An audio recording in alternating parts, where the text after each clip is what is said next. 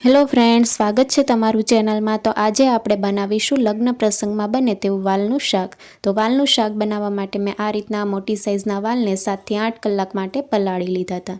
તો વાલમાંથી પાણી કાઢીને પ્રેશર કુકરમાં ઉમેરશું। સ્વાદ પ્રમાણે મીઠું ઉમેરશું અને 1 ચમચી તેલ ઉમેરશું, જેથી વાલ બાફતી વખતે ઉભરાશે નહીં।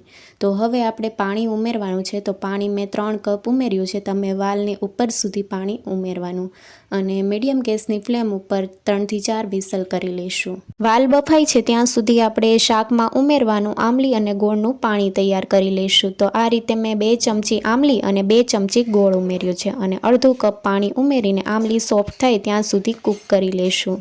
તો આ રીતે આમલી અને ગોળનું પાણી ઉમેરવાથી શાકમાં સરસ એવો સ્વાદ આવે છે। તમે આમલીની જગ્યાએ લીંબુનો રસ પણ ઉમેરી શકો છો।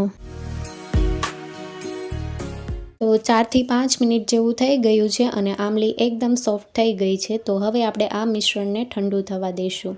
તો ઠંડુ થઈ જાય પછી આપણે ગરણીથી ગાળીને આમલીનો પલ્પ આ રીતે તૈયાર કરી લેવાનો છે। તો મેં આ રીતે બધો જ પલ્પ તૈયાર કરી લીધો છે। તો હવે આપણે વાલના શાકનો વઘાર કરીશું। તો મેં એક કડાઈમાં 3 મોટી ચમચી તેલ ઉમેર્યું છે, અડધી ચમચી અજમા અને ચપટી હિંગ ઉમેરશું।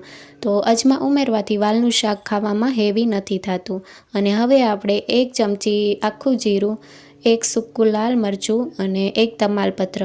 તો જીરુંનો કલર ચેન્જ થાય એટલે આપણે 1 ચમચી ચણાનો લોટ ઉમેરશું। જીરું તેલમાં સારી રીતે કકડી ગયું છે અને હવે આપણે 1 ચમચી ચણાનો લોટ ઉમેરવાનો છે, જેથી ગ્રેવીમાં સરસ એવું થિકનેસ આવશે।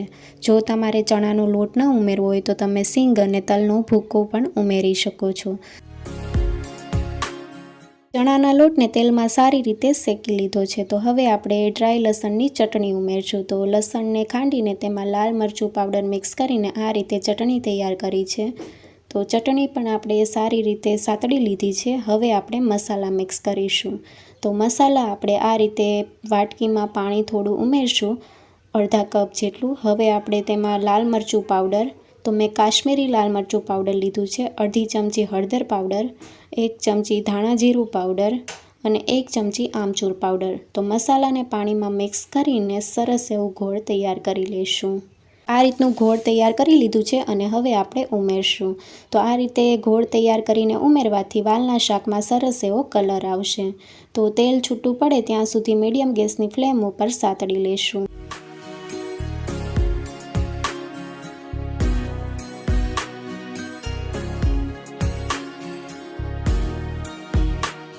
ઢાંકણ ખોલીને જોઈએ તો મસાલામાંથી તેલ છૂટું પડવા લાગ્યું છે। તો હવે આપણે ટમેટાની પ્યોરી ઉમેરશું। તો મેં 2 ટમેટા અને અડધો ઇંચ આદુનો ટુકડો મિક્સરમાં આ રીતે પીસી લીધા હતા અને ટમેટા જલ્દી કૂક થઈ જાય તે માટે સ્વાદ પ્રમાણે મીઠું ઉમેરશું। મીઠું આપણે ગ્રેવી પૂરતું જ ઉમેરવાનું છે। આપણે વાલ બાફતી વખતે પણ મીઠું ઉમેર્યું છે, એટલે એ ધ્યાન રાખવું। અને હવે આપણે તેલ છૂટું પડે ત્યાં સુધી સાતળી લઈશું।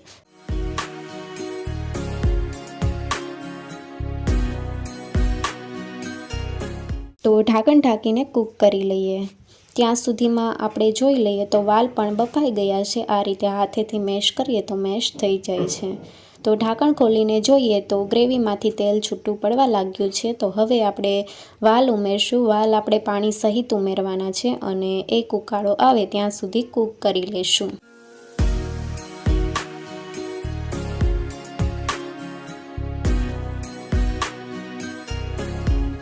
તો વાલ સરસ એવા કૂક થઈ ગયા છે અને હવે આપણે અડધી ચમચી ગરમ મસાલા પાવડર ઉમેરશું।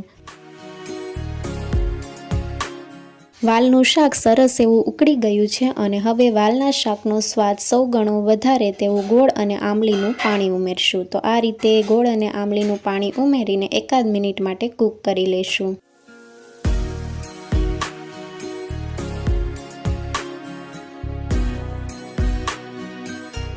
તો 1 મિનિટ જેવું થઈ ગયું છે અને વાલનું શાક પણ તૈયાર થઈ ગયું છે। તો હવે આપણે ગેસની ફ્લેમ બંધ કરી દઈશું અને વાલના શાકમાં ઉપરથી વઘાર કરી લઈશું। તો મેં એક પેનમાં 1 મોટી ચમચી તેલ ઉમેર્યું છે। વાલના શાકમાં તેલનું પ્રમાણ વધારે જ હોય છે। તો 1 ચમચી કાશ્મીરી લાલ મરચું પાવડર ઉમેરીને વઘારને શાક ઉપર રેડી દઈશું। તો લગ્ન પ્રસંગમાં બને તેવું ખાટું મીઠું વાલનું શાક તૈયાર થઈ ગયું છે।